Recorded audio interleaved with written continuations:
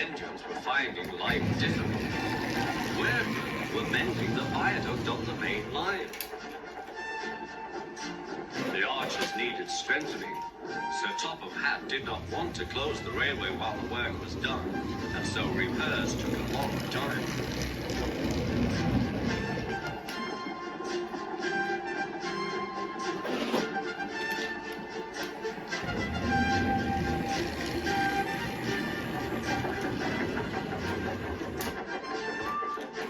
The engines had to take great care when crossing the viaduct, and the delay often made them late on their journey to the junction, where they knew Thomas would be ready to collect his passengers.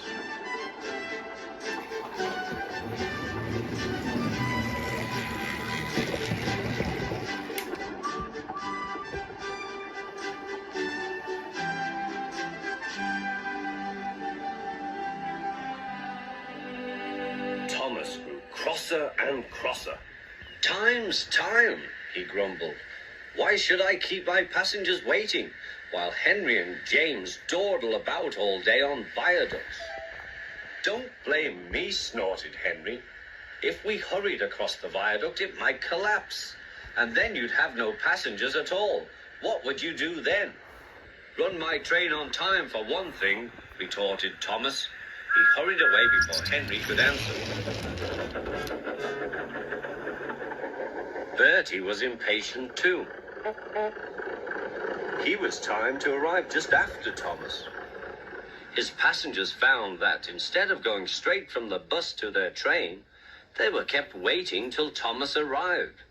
Soon Bertie grew cross with Thomas. "Late again," he remarked, as Thomas panted wearily in.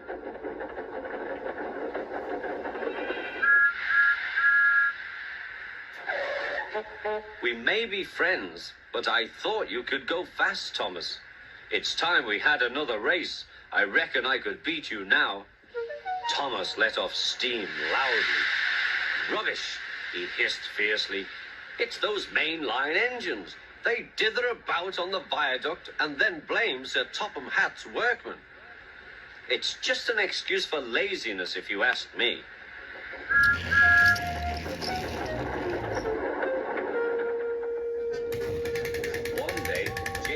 Later than ever at the junction.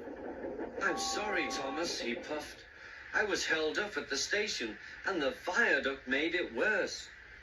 "It's lucky for you I'm a guaranteed connection," grumbled Thomas. Before James could answer, he puffed cautiously away. Come along," he panted to the coaches. Annie and Clarabelle did their best, but Thomas soon found that he couldn't save much time. Suddenly, Thomas saw Bertie ahead. His radiator was steaming. "What's the matter?" asked Thomas. "You should be at the station by now. You're late." "I feel dreadful," moaned Bertie. "All upset inside, and driver says he can't make me better. Thank goodness you're late too. Can you take my passengers, please? They'll never get home otherwise." "Of course," agreed Thomas. He now felt sorry for Bertie and promised to get help at the next station. Thomas set off again. Already he felt much more cheerful.